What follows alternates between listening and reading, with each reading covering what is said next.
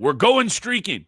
It's time to take a dive into what fantasy pieces are propelling the hottest teams in the league so you know who to target. Let's get after it on the latest episode of the Locked On Fantasy Hockey Podcast. And get this paper.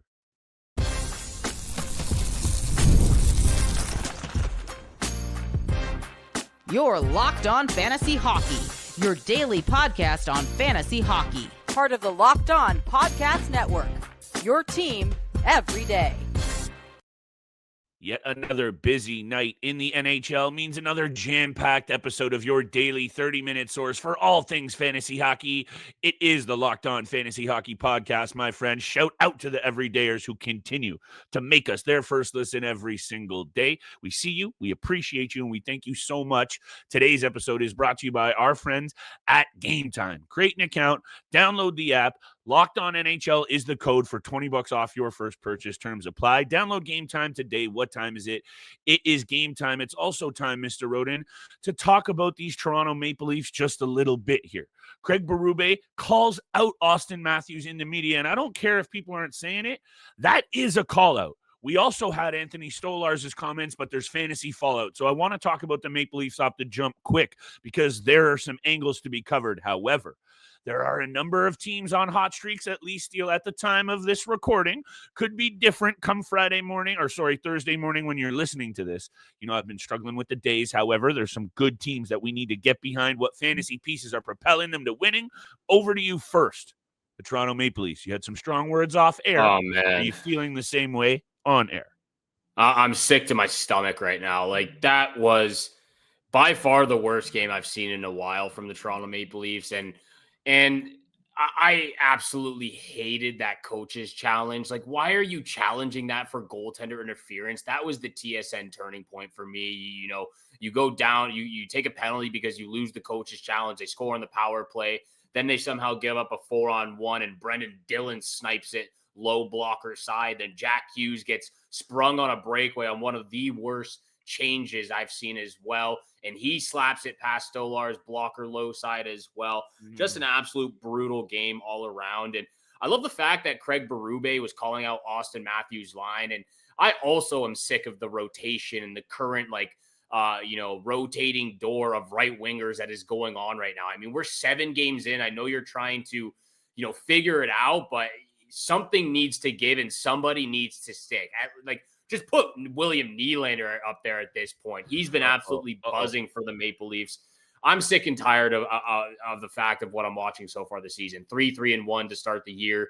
I wasn't too fond of Anthony Stolarz' comments after the game as well. Like, he came out and gave it to them, rightfully so, on Saturday.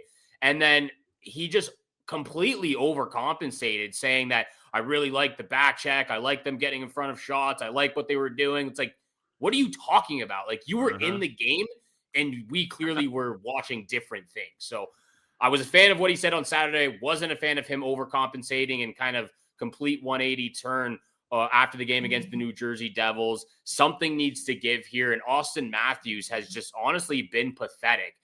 And I'm not talking about fantasy-wise. Fantasy-wise, he's actually in the top 10. He's number 6 on Yahoo, currently ranked. He has 4 goals, 2 assists.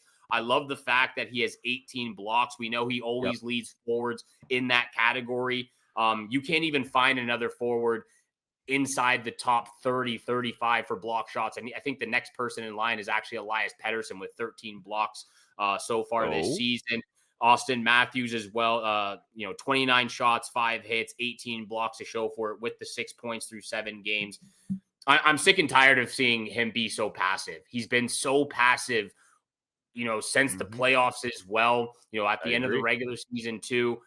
It's like, when are you going to take the puck and take control of a game? We see that from McKinnon. We see that from Jack Hughes. We see that from Connor McDavid or Leon Draisaitl. We're seeing that from Jack Eichel.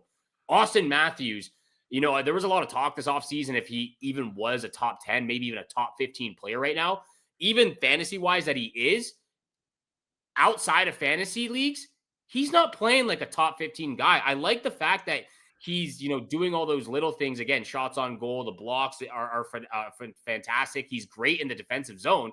However, he's good in the defensive zone because he's always in there. They haven't had any offensive zone time and it is really pissing me off right now. And I'm really trying not to swear on this episode like we usually don't. But I'm a little bit frustrated this afternoon. We keep it G always, but we also keep it 100.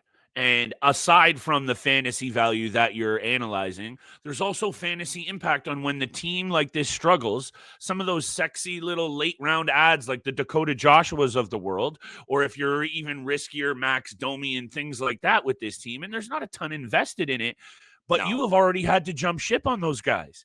And I'm not saying at some point down the line we're going to not be talking about them on waiver wire additions, but all of the peripheral pieces, not those number 3 big forwards or Morgan Riley.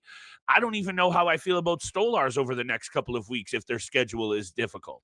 Take this in, though. You mentioned in block shots, which is offering a whole bunch of value for Auston Matthews fantasy-wise.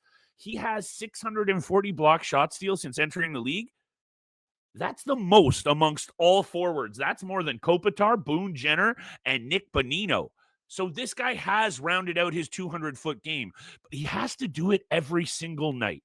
We have highlighted this with this player, but when you're talking about looking at their numbers and looking at them in the standing steal, so 7 points, 3-3-1, they're 24 goals for, 25 goals against, very average.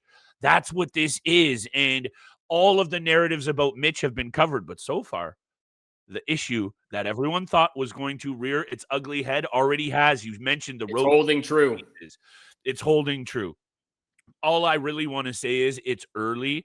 Auston Matthews is still an absolute fantasy beast. But for now, from what I've seen from this team, and I know you'll back me up on this, aside from him and Willie, and we spoke about Morgan Riley yesterday, and you know you're going to kind of get steady as she goes from Johnny T, I'm not taking a risk on any peripheral pieces, not even on a week-to-week basis right now, until I see this team turn it around. That's how I look at it. And if they want to be considered legit in this division, how about those Detroit Red Wings and Montreal Canadiens? And we're not even talking about the teams in Florida yet, Steele, or the Ottawa Senators. So somebody's going to have to figure it out real quick. Take it however you want to take it. I'm ready to talk about some of these streaking teams. Red Wings, 5 straight. Devils, 5 straight. On the west side of things, Jets, 5 straight. Mammoth, 4 straight. And, of course, your Vegas Golden Knights with 4 straight. What fantasy pieces are propelling these streaks? Who is the most for real? If you're ready, let's talk about it right after the break. Yeah, let's talk about it after the break, starting off with the Detroit Red Wings. Giddy up, my friends. Today's episode is brought to you by our friends at Rougiette. Let's be real, boys. Making excuses doesn't solve anything, and we've all heard them before. It's just stress. You're tired. It happens to everybody sometimes when it comes to performance. Sometimes the old body needs a little extra support, and that's where Rougiette comes in. Rougiette.com offers fast-acting, doctor-prescribed treatments for ED designed to help you to stop making excuses and start making those power moves. Rougiette makes it easy to get started. You get connected with a board-certified doctor, all online, discreet, easy, and fast. Visit RUGIET.com/LockedOnNHL for 15% off your first order. That is RUGIET.com/LockedOnNHL for 15% off your first order. If you use code LockedOnNHL so they know we sent you. Rougiette, stop making excuses and start making moves. You might as well also make a move over to FanDuel Sportsbook because today's episode is also brought to you by FanDuel. The NFL season fully underway, and FanDuel has an offer you don't want to miss. Right now, customers that put down $5 and win, they get $300 in bonus bets back in their account. That is right away. You unlock $300 to use across the app. Steele and I are going across the app basically every single night, especially on Sunday, Steele. Same game parlays, live prop bets, everything you need on FanDuel. What are you waiting for? Visit FanDuel.com and download the FanDuel app today to get started. And thank you so much for making the Locked On Fantasy Hockey Podcast your first listen every single day. Continue to smash that subscribe button, the follow button, leave a 5-star review, leave all those comments on the YouTube channel. Ask us questions if you need some help with your fantasy matchups during the week. We appreciate it so much. Let's get to these hot streaks across the NHL right now. You want to talk about the Detroit Red Wings, so let's kick this conversation off with them. They are leading, tied for the top of the Atlantic Division with the Montreal Canadiens. They're absolutely on fire right now. Dylan Larkin is playing like a man possessed right now. 11 points in 6 games, a +9, 2 game-winning goals, 3 power play points. He's incredible in the face-off circle with almost a 60% face-off win rate right now. He's just doing it all over the ice. And I do think that at some point that, the defenseman group that they have there, it's going to start to let up. I did talk about in the offseason the sneaky additions and the tandem of John Gibson and Cam Talbot, and Talbot's been fantastic so far. Agreed. However, I do believe Steve Yzerman will have to address the blue line at some point, whether it's earlier or somewhere closer down the road towards the NHL trade deadline in March. However, right now, they are one of the hottest teams in the National Hockey League. Killing penalties at 92%, almost 93% steal is really going to prop up that blue line. And you know what else will? You know what else will? What you just alluded to. 2 veteran goaltenders that are clearly enjoying playing together. I haven't really read into it too much, but when you think about it, 2 veteran guys who have been around the league, not so much John Gibson, but definitely Cam Talbot. This could end up being the situation where these guys are good enough and have a special season to perhaps mask what that blue line really is. Because right now, that penalty kill is for real. In terms of goals against, they have allowed I believe the fourth least in the NHL, tied for actually second. And they've been sensational. And thank you for teeing up Dylan Larkin, because this is the fantasy engine that is powering this train. And take this in. Larkin has been off to hot starts in his career before steal. In his career, he is only the 3rd player in Detroit history with multiple opening point streaks to a season of at least 6 games. You may have heard of the other 2, Gordie Howe and Stevie Y. So I'm not necessarily trying to say he's a shoe-in Hall of Famer like those 2 guys, but right now he is a lock fantasy beast that if you are trying to get frisky in your leagues and you're trying to capitalize on a guy who is red hot, I would perhaps be taking a look at acquiring this guy right now, Steele. Dylan Larkin has been a prototypical fantasy darling, and I just wanted to show some love to this team right now for a 5-1 start, and to Dylan Larkin, who, if I'm going to invest in anything here, because I don't know how long this streak will last for this Red Wings club, we just spoke about the blue line, he will continue to be a beast for your fantasy team. And if Lucas Raymond is even a shred of what we've seen so far, and if he can stay healthy, that's a duo that I'm good to invest in. Yeah, still waiting for Alex DeBrincat to get on the score sheet he has 6 assists through 6 games, but still yet without his first goal. Nice surprise from this kid, Emmett Finney, on the top line with Dylan Larkin. He's been great. A 7th rounder back in the 2023 draft. He's got 5 points through 6 games, a +7, throwing his body around as well. 21 hits, 12 shots on net. So if he's available in your league while these Red Wings are red hot, you got to go pick him up and take that chance on a kid who's playing in the top 6. Even though he's only getting 15.5 minutes of ice time, he's taking every opportunity he possibly can. You want to go to Utah? You want to go to New Jersey? Where are you looking at next? Let's go to Utah, because here's how I'm looking at this, and this is kind of obvious when you're talking about those 5 teams on streaks and that we're looking at sustainability. Utah, and I would obviously then have to say the squad that we just spoke about in the Detroit Red Wings, are the 2 that I'm not going to buy into as much. The Devils, the Vegas Golden Knights, and then, of course, the Winnipeg Jets would be the 3 that I think we can all agree on being the 3 best of this situation, however, right now. And I'll turn it over to you. This Mammoth club is producing fantasy offensive gold mine potential, and that was a big win for them just the other night. I forget who they beat, but it was a good team. Colorado. Thank you very much. The hottest team in the NHL. Pay attention, because this top 6 forward group with that addition of Peterka is for real, and you want a piece. Yeah, well, for me, actually, I think the Utah Mammoth are legit. I'm not going to say they're full-on Stanley Cup contenders, but I think this is a playoff team, and they're playoff ready. Okay. And exactly what I expected out of Karel Vejmelka. He's off to a great start this season. He's been absolutely fantastic for them. 4-1-0, a .911 save percentage, a 2.20 goals against average. You're getting really good goaltending. The back end's kind of producing as well. The top 6 forward group of Nick Schmaltz, Clayton Keller, Dylan Gunther, Logan Cooley, they've been really great as well. Nick Schmaltz, 10 points through 7 games. This might be the hottest I've ever seen him throughout his entire NHL career. So if you ended up drafting him or ended up picking him up off the waiver wire, that is an A++ for you out there. We just did our player grades on a recent episode. So you also get an A++ out there. Thank you. I think they're legit. Again, I'm not going to go as far as saying they're Stanley Cup contenders, but this is a playoff team for me. I would say out of the 5 teams that you just said, that the Red Wings would probably be the least likely to make the playoffs. However, with, again, the sneaky tandem they have in Talbot and Gibson, with the way they're playing defensively is absolutely outstanding right now. And then, of course, you've got the Knights, who haven't lost a game in regulation, the Devils on the 5-game winning streak that they're on currently, as well as the Jets. We knew the Jets were going to be pretty good at once again. I really like what the Utah Mammoth have done so far. A lot of young pieces. That's all I'll say, and a lot of untested pieces. So I get what you're saying, and they could probably be on the bubble. That's fair to say. I guess what really excites me is Cooley, Genther, Keller, Peterka, Nick Schmaltz. Those 5 right there, and they have some other really intriguing young players coming. I know there's that Lamoureux kid. They also have Tija Ginla. They have other pieces coming. So that's what really excites me about this club. So stay tapped into what the Utah Mammoth are doing. Stay tapped into what we're doing. We'll continue to roll out all the fantasy content that you need. I teed it up yesterday incorrectly. Josh English of covers.com will be on tomorrow's episode, Steele. That's Friday's show for an extra special betting segment, and he might be a recurring guest, my friend. So let us know what you think of Friday's episode.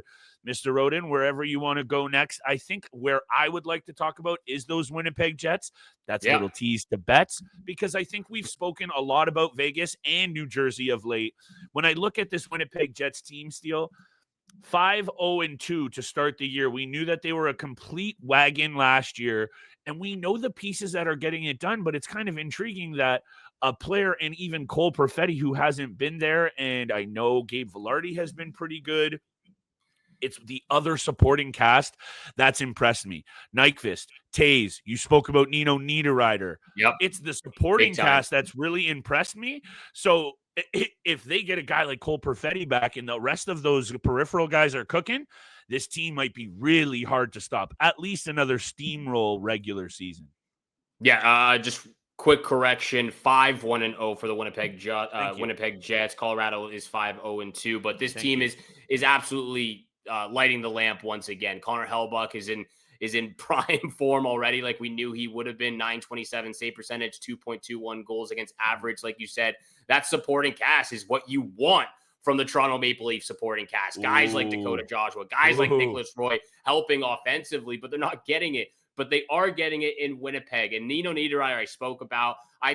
This is one of my favorite players to add off the waiver wire, like I said on one of our most recent episodes. And the fact that they're doing this without Cole Perfetti, a weapon in the top 6 forward group for them, it is really outstanding. So when they do get him back, it's going to be really nice. And on top of that, again, I spoke about Josh Morrissey and like the lackluster start that he's been off to so far this season. The fact that they're doing this pretty much without him as well. He only has 2 assists through 6 games, 12 blocks, two hits, and only 7 shots on net for Josh Morrissey. So it's kind of been a weird start to the season for him, but the Winnipeg Jets are getting the job done right now. After the break, we will come back and do big time bets. I don't know if you want to touch on the New Jersey Devils and Vegas Golden Knights real quickly. We'll come back with big time bets, lots of games Thursday night. And then, of course, the Toronto Blue Jays World Series Game 1 on Friday. We are absolutely pumped for that across Canada right now. But first, this episode is also brought to you by Gametime. Hockey season is officially here, and nothing beats being in the arena for the opening games. But let's be real, getting tickets can be a total headache between waiting in queues, surprise fees, and prices that jump right before checkout. It's easy to get frustrated when all you want to do is cheer for your team. That's where Gametime comes in, the app that gives fans the advantage. It's your ultimate life hack for scoring amazing NHL tickets fast, easy, and stress-free. Take the guesswork out of buying NHL tickets with Gametime. Download the Gametime app, create an account, and use code LOCKEDONNHL for $20 off your first purchase. Terms apply. That's code LOCKEDONNHL for $20 off. Swipe, tap, ticket, and go. Once again, thank you so much for making the Locked On Fantasy Hockey Podcast your first listen every single day. Continue to smash that subscribe button, the follow button, leave a 5-star review for your boys here, Flip Livingstone and Steel Road. And Flip, I'm going to throw it back over to you, my friend. Lots of games here for Thursday night. 12. I heard you allude to the Winnipeg Jets, so maybe start there because I also have the Jets in this big time bet segment. Usually I like to tease the lock of the night to the end. Okay. The Seattle team, number one, is banged up. Jared McCann is hurt. Mason Marchman is day-to-day. Capo Caco has been hurt. And I know that they started pretty good overall for Seattle. I think they were 3-2. They dropped an ugly one to Philly. Then they just got dusted by Washington, and here comes the real Seattle Kraken. So where I'm looking right now, 8-2-0, the Winnipeg Jets in their last 10 against Seattle, including 3 straight victories, neat and tidy, 1-goal games. Hit me with Winnipeg on the money line as my lock of the night, and I'll just fire off my other 2 super fast. Montreal into Edmonton. I think this is a tough spot for this Montreal Canadiens team, and I know that they have played good hockey. However, they lost to the Rangers, and then they squeaked by the Buffalo Sabres, and now they're on a tough back-to-back on the West Coast. This is a young team that will still have growing pains. The Edmonton Oilers, we know, are notoriously slow starters, but this is going to be a good spot for Edmonton at home. In their last 10 against Montreal, 7-3-0. Give me the Oilers on the money line, and I'm going to ride with the hot hand. Hit me with the Mammoth on the road against the St. Louis Blues. Mammoth, 4 straight dubs. St. Louis Blues struggling to score goals. They've lost to Chicago and LA over their last couple of games. And, however, in the head-to-head matchup, very even split. I just got to ride with the hot hand, and I just don't buy into St. Louis overall. That's just me. Keeping it plain, simple, short, and sweet. Give me the Oilers money line, Utah money line, Jets lock of the night money line. I'm loving all of those picks. I'm taking it an extra step forward here. You would. Taking the spice here, and I'm going 3 picks, all puck lines here. Number 1, Jets on the puck line against the Seattle Kraken at plus 114. I know you said the Jets are 8-2-0, a fantastic record against the Kraken. However, 9 of those 10 games have been 1-goal games. So obviously the safer side is the money line here, which if the history repeats itself, it could be another 1-goal game. However, like you said, the Seattle Kraken have been, back to normal shape here over the last couple of games. They've been on the road as well. This will be their 6th road game in a row. They're heading back out west to play the Winnipeg Jets. I like the Jets on the puck line. They're scoring goals at will. Connor Hellebuyck is an absolute stud. I like the Jets on the puck line here, plus 114. I'm also taking the Oilers on the puck line, though, against these Montreal Canadiens. Let's plus go, 104. Plus 104 for the Edmonton Oilers on the puck line. Like you also said, it's the second game of a back-to-back for the Montreal Canadiens. They played the Calgary Flames last night. There's still going to be some growing pains. The Edmonton Oilers are notoriously slow starters, but we're still waiting for that offensive breakout. And I think this is the perfect opportunity for a team that, they can match with their speed, take over with their speed, and use that physicality that we know. And this could be a breaking out point for Evan Bouchard potentially to really have a multi-point game potentially. Again, Jets puck line, Oilers puck line. And then I'm going for the Lightning on the puck line at minus 118 against the Chicago Blackhawks.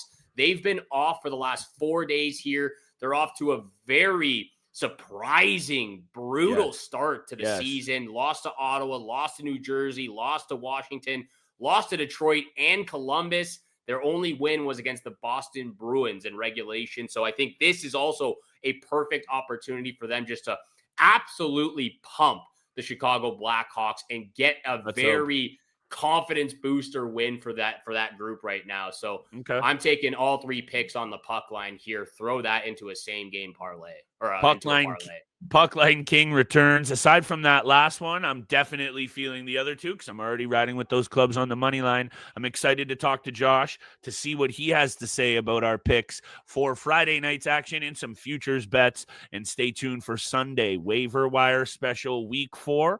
All of the must-adds that you need. Thank you so much for making the Locked On Fantasy Hockey Podcast your first listen every single day. For your second listen, check out the all-new Locked On NHL Game Night. Every game, every night until a Stanley Cup champion is crowned. Get local analysis on a national scale. Find NHL Game Night on Locked On NHL on YouTube or wherever you listen to your podcast. And we'll see you back here again tomorrow for a special episode.